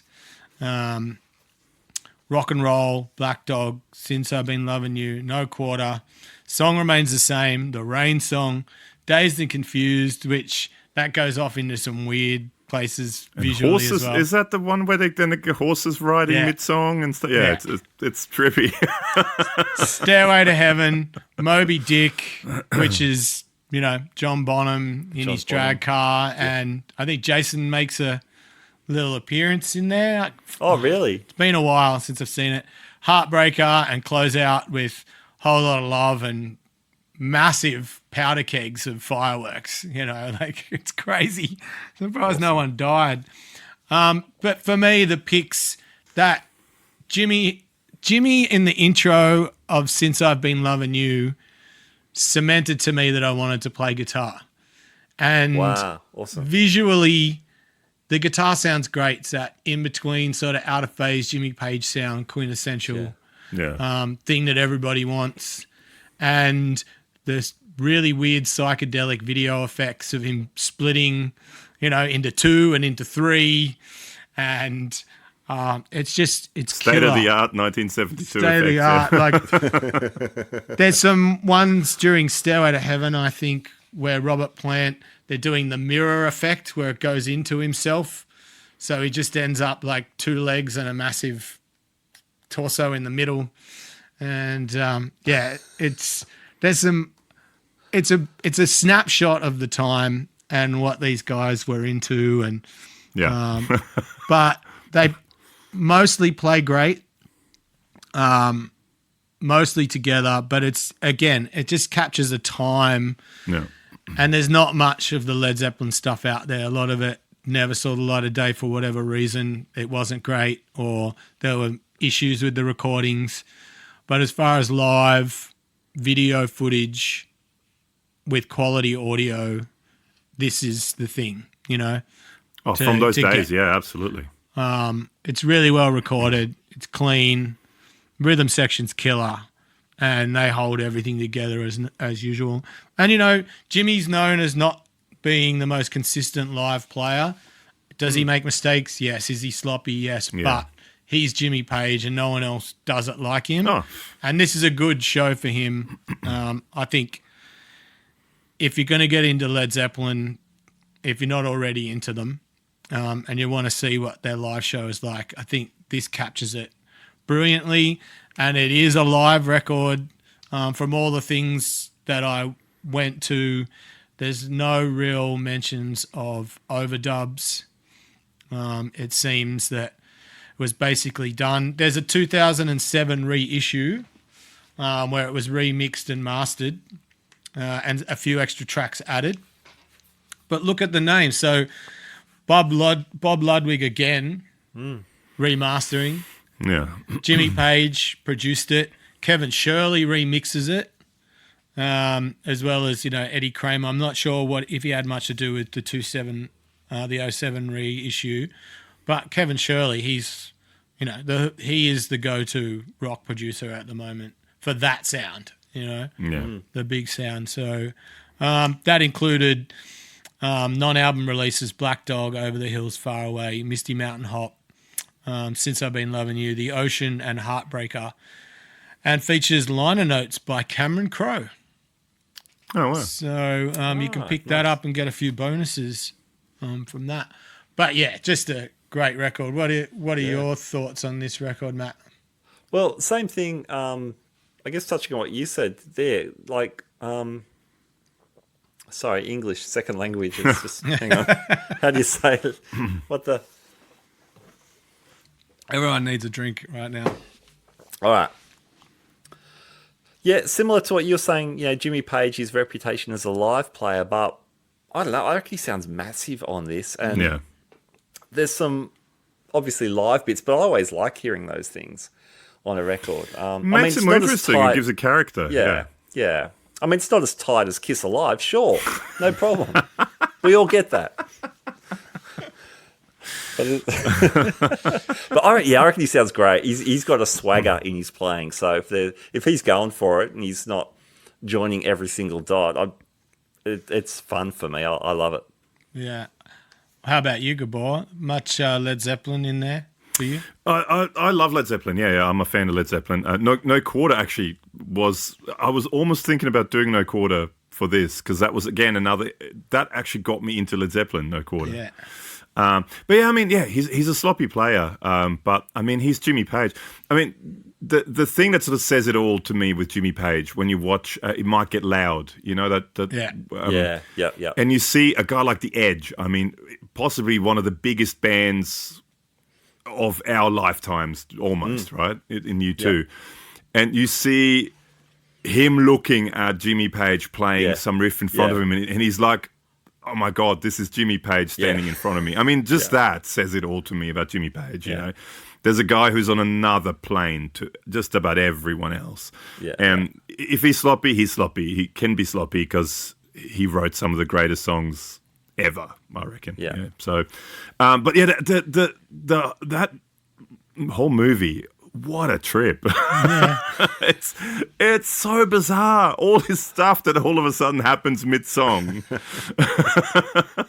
Yeah, there's It's a whole weird. Yeah, it gets into that medieval thing, and there's nothing that really connects at all. No, you know? I guess no. they're trying to create visuals for the songs based on each band member, and But then you kind of go that they're riding on horses through like cobblestone old town with like torches and stuff, and you go, what has that got to do with anything? But it's bizarre, but it's just cool. I really like it. It's one of those. I've watched it quite a few times. I've had a VHS copy, or I still have it somewhere, and I remember watching it lots. And it's just cool. I mean, and just the way they look on stage and the way they do stuff. It's just cool. They were just and you Zeppelin. you get the insight into Peter Grant a bit too in it, which is interesting. And I used to just go and hire it for a week from the video shop.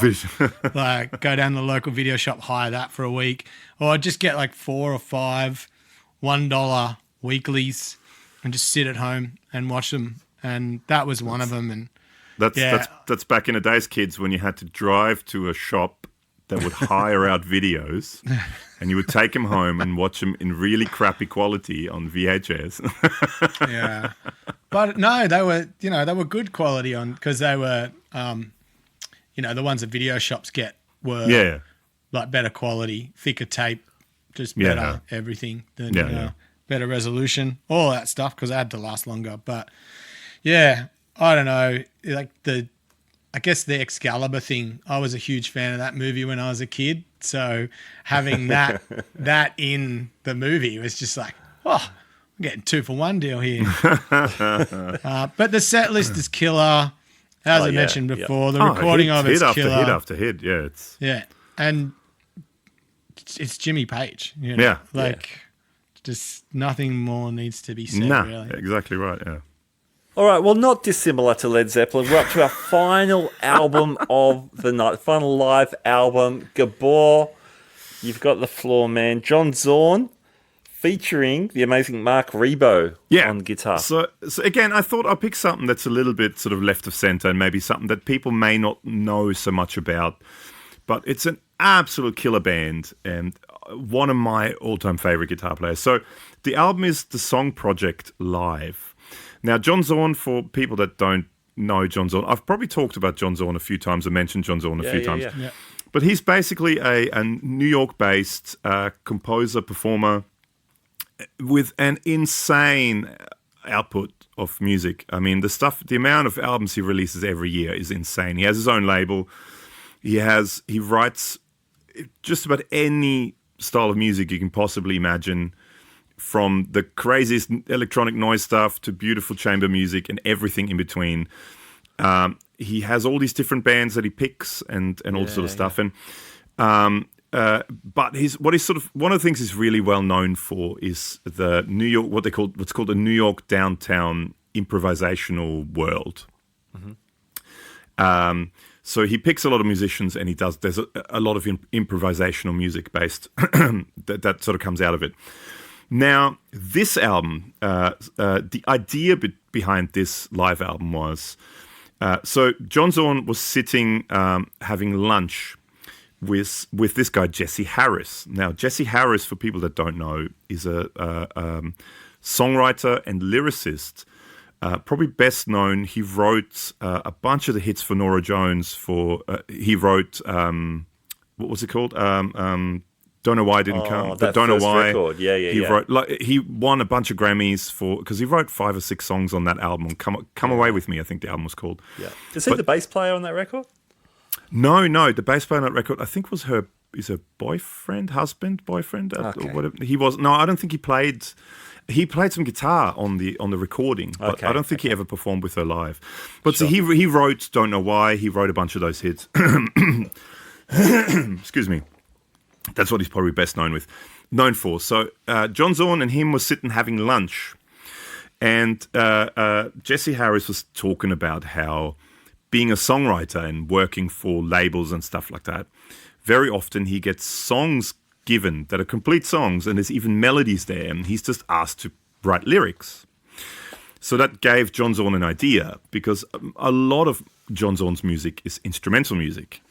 And he thought, hey, wouldn't it be fun to do something where I invite a bunch of my favorite singers to write lyrics to instrumental songs? And John Zorn was planning, this was in 2013, John Zorn turned 60. And that year he did, I think for a month or 2 months or something like that, all over New York, they did a whole bunch of sort of his 60th birthday celebration concert series. And he did, again, every style of music you can possibly imagine. And then it sort of celebrated birthday and his music and stuff. So the big finale sort of thing for that 60th birthday concert series became this song project. So it was released on April 25, 2015 on John Zorn's own label called Tzadik. So that's Tzadik for anyone who wants to know, Tzadik. It was recorded on September 29, 2013 at Le Poisson Rouge in New York City, which is I think it's sort of a club known for lots of improvisational music, for his 60th birthday concert series. So he invited Jesse Harris. He invited Mike Patton, who we talked about in the infamous Mr. Bungle episode. He invited Sean Lennon, John Lennon's son, and he invited Sophia Ray, who's a Argentinian singer who actually's got an amazing voice. If you go and listen to, I sent you a link to a concert. It's not that exact concert, but it was filmed in Poland. But it's pretty much the same songs, almost the same songs in the same order. I think there's maybe 1 or 2 songs that are, but it's pretty much the same thing in the same order, with the same musicians, same band, same singers and everything. So maybe, I don't know, stick that in the show notes or something like that, cool. Possibly, because it's a killer concert. So he got all these guys to do that. Sean Lennon, for some reason, couldn't be there, but he wrote lyrics for one song, but he didn't actually sing on it, but he wrote lyrics for one song. Now, one of the best things, other than the singers and the songs, is the band, which is insane. So the band consists of, just giving a quick run through, or actually I should say, so the band is one of the bands that he created called The Dreamers. So he has a bunch of different acts and bands that he writes music for, and he gets different musicians that, in his opinion, work well together. And he has one band called The Dreamers, and this band is The Dreamers, which is Ciro Baptista on percussion. Now, he played with Herbie Hancock, Yo-Yo Ma, Wynton Marsalis, Paul Simon, David Byrne, Brian Eno, Carlos Santana, James Taylor, and. List is insane, that the people he played with. On drums, Joey Barron, who played with Stan Getz, Dizzy Gillespie, Bill Frisell, Chet Baker, and on David Bowie album as well. And there's a David Bowie quote saying, he said, Barron is making metronomes shake for fear. He's so steady. Anyway, that's a David Bowie quote. On bass, Trevor Dunn, who plays with Mr. Bungle and a bunch of other bands, but amazing bass player as well, playing electric and upright bass. Now, on organ, piano, and Rhodes is John Medeski, who's maybe some people may have heard of a band called Medeski, Martin and Wood, which is a sort of jazz trio, which is bass, drums, and organ. But I mean, he played when he was a child prodigy, basically. When he was a teenager, he worked with Jaco Pastorius, He worked with Iggy Pop, Trey Anastasia, John Schofield, and Robert Randolph, amongst other people, right? Just to give you an idea of the caliber of the band, right? Yeah. Then you have Killer. Kenny Wollesen on Vibes, who played with Tom Waits, Nora Jones, Sean Lennon, Bill Frisell, and Joel Lurie. And then you have Mark Rebo on guitar, who played with Jack McDuff, Wilson Pickett, Elvis Costello, Tom Waits, Arthur Lindsay, T-Bone Burnett, Alison Krauss, Robert Plant, the Black Keys, Elton John, McCoy Tyner, McCoy Tyner, and many, many, many more. I mean, his list is ridiculously long as well with people he played with. That's the band. It's a killer band. The caliber of players is insane. And John Zorn is sort of sitting there. He's almost, if you watch the live footage, he's almost like a conductor. And he has his signals that he worked out. And because the way he works in that band, I think, there's a certain structure to the song, but then he points at people and gets them to play more, and you play quieter, you play more. He has his hand signals worked out. It's quite interesting to watch. And then you have Jesse Harris, Mike Patton, and Sophia Ray on vocals. So just to give you an idea of the caliber of the band. Next thing I wrote down, Mark Rebo, probably one of my favorite guitarists of all time. Very quirky guitar player. He plays mostly a 63 Fender Jaguar through a Fender Deluxe Reverb in the show. Can't quite see effects and stuff, but he's known to play the King of Tone. That's sort of one of his pedals that he's known for as an overdrive. He also plays some classical stuff on this, especially with Sophia Ray singing. It's sort of flamenco classical kind of style. He actually started up being a classical guitar player, Mark Rebo. He had I think friend of the family or neighbor also as well, a guy called Franz Casillas, who was from a Haitian classical guitar player, apparently very well known. I don't know much about him. Who was his guitar teacher when he was young, and so he started playing with the classical style. So he's quite proficient as a classical guitar player as well. It's just one of those concerts. Again, probably not very well known to a lot of people, but some beautiful songs. There is some quirky stuff on there too. Whenever there's Mike Patton involved, there has to be some quirky stuff and screaming kind of sort of stuff. But they basically take songs. Like the Batman. John Zorn does a lot of his own stuff, but he also does a lot of film music that he covers, but he does his own interpretation of it. So to do, for example, an old Batman soundtrack, and then Patton screams over it and all that sort of stuff. But if you don't watch anything else, watch the Sophia Ray songs. Her voice is just insane, and it's sort of that sort of Spanish kind of. She's Argentinian. Almost flamenco style guitar playing to a certain degree, but beautiful melodies with some beautiful vibe playing as well. It's just such a great, beautiful album in my opinion. Did any of you guys have a chance to check it out? Yeah, I had listened. I knew John Zorn through his impro stuff, so I've been involved in some jams using some of his what does he call them? He calls them games or. With the cards. He has these with the cards. The cards, so he has different cards with different symbols on it, and then these cards, depending on what he holds up, people kind of react to it to a certain degree. Yeah. So I've done some jams with that stuff, and also with the hand signals, and the hats, like they're taking hats on and off, and it's weird stuff. But anyway, so I sort of knew him through that, and I knew Mark Rebo mainly through his solo stuff and his Alison Krauss stuff. Yeah. So, to see them working together, I thought it was a really cool mix. So I hadn't heard of this project before. Yeah, a lot of people you sent it off to us. Yeah, but I dug it. Because there's some really beautiful stuff, and then there's Rebo just getting weird. That's the thing. Which is all good. I like both parts. He's such a multifaceted player, in my opinion. He really can do pretty much anything. So now interesting, Rob. I actually, I didn't get a chance at all to listen to this one, so I'm all at sea. I'm the black sheep on this one. That's all right. I've been in that position lots of times. But it's in my Spotify playlist, and I just didn't get to it. But it's there to listen to, and I'll do my as I always did as a child. I'll hand my homework in late. Yeah. The dog ate it, but it'll come in eventually. No, but if you get a chance, watch it live, because just seeing it is actually it's a big part of it as well, and just watching the interaction between the musicians and how he sort of conducts the musos. And just that's the other thing, and it's something that it's kind of so rare to see, I think, nowadays. They're just all big smiles, and they just love what they're doing. You can see all of them just really into it and really loving everything they're doing. Big smiles. The drummer especially is the happiest guy in the world. And you watch him play, and he does it, and it's a lot of it is quite intricate music. And but it's just the thing with Zorn. You can go anywhere with Zorn. Yes. He can take you anywhere musically.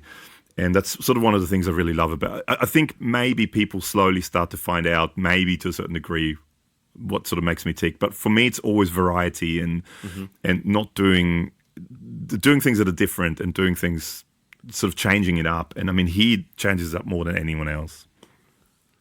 But check out the Dreamers. And actually they did, and that's you talking about putting Neil Diamond on Christmas.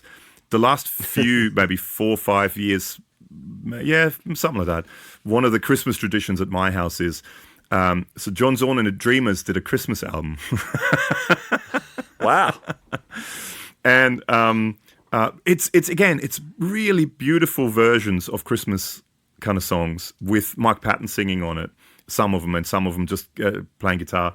But the idea, the concept behind it was because they're all Jewish guys, a bunch of Jewish guys playing, a bunch of Jewish jazz guys playing Christmas songs. That was sort of the concept behind that. Nice. And it's a really, really good album. And it's, again, a Dreamers. If you get a chance, check out the Dreamers.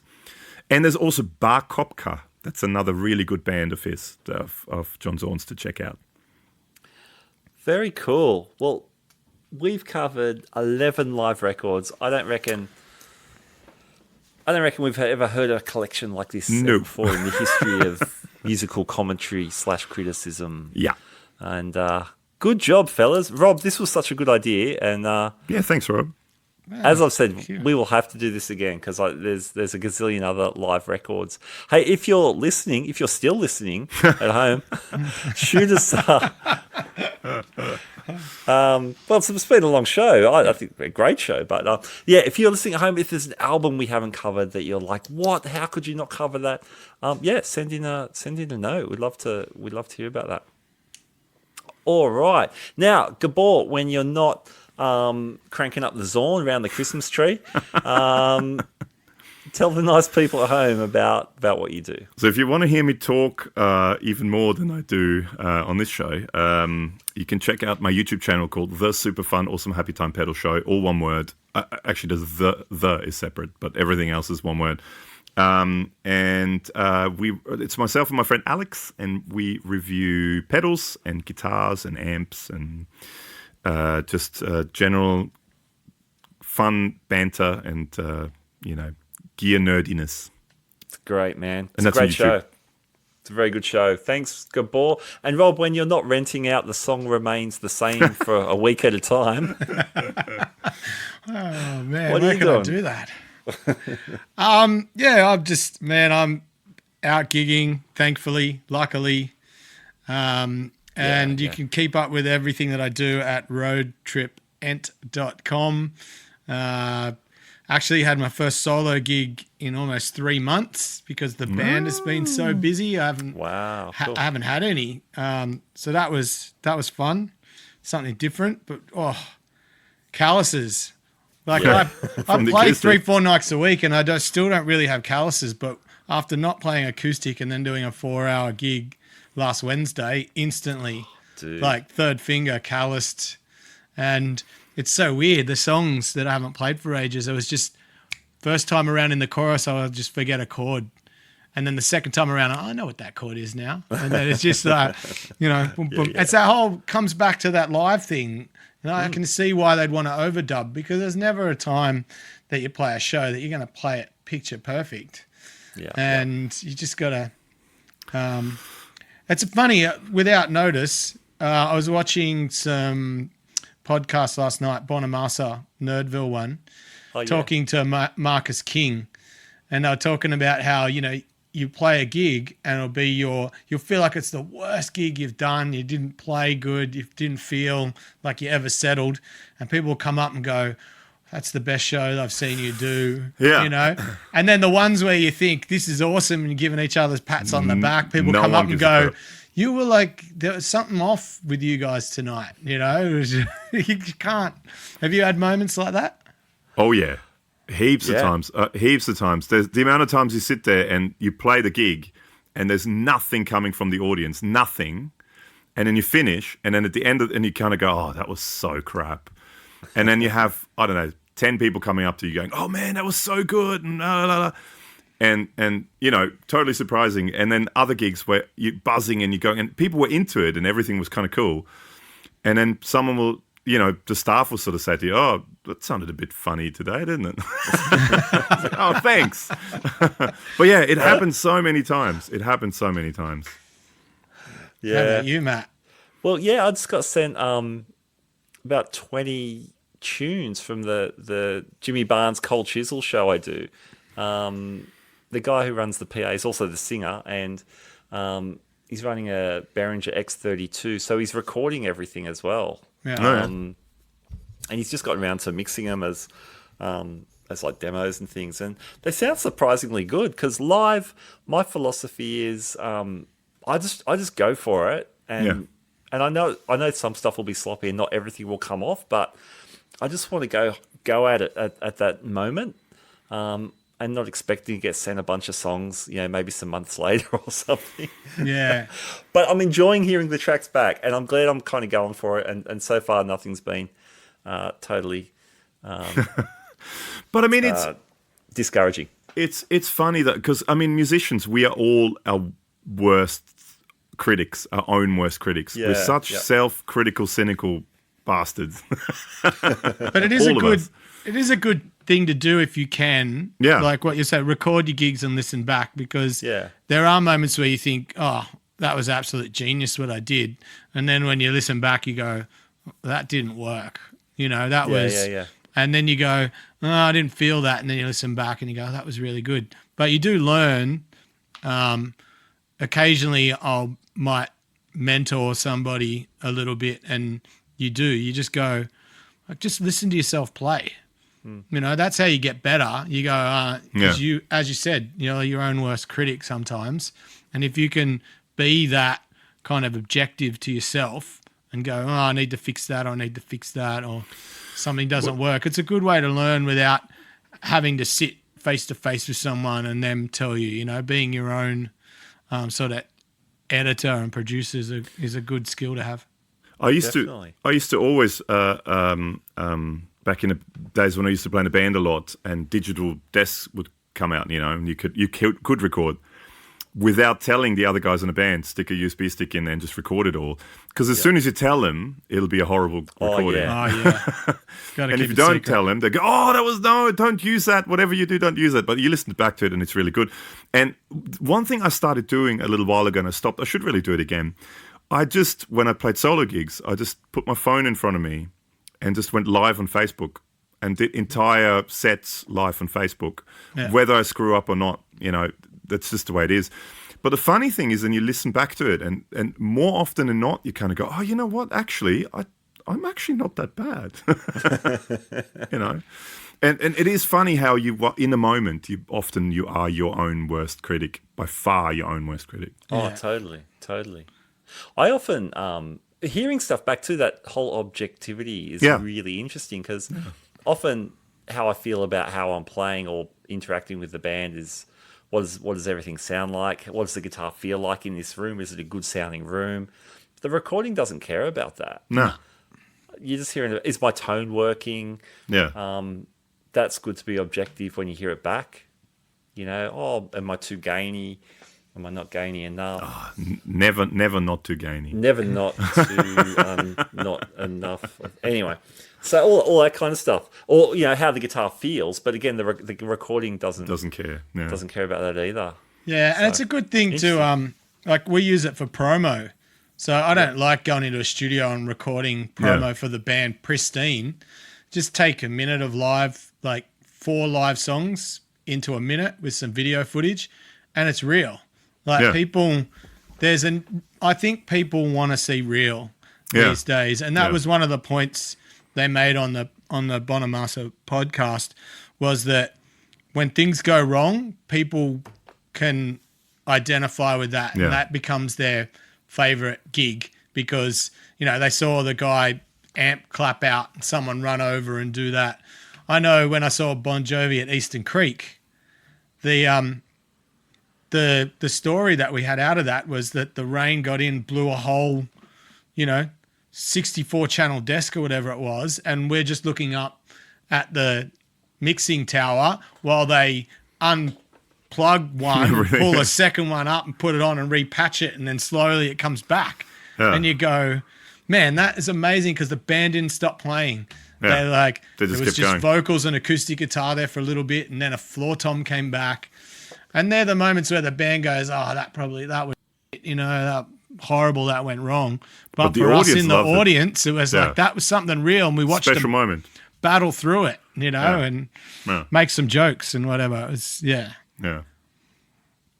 There's something super special just about playing Hey, which I know we've all appreciated being able to do a bit more lately.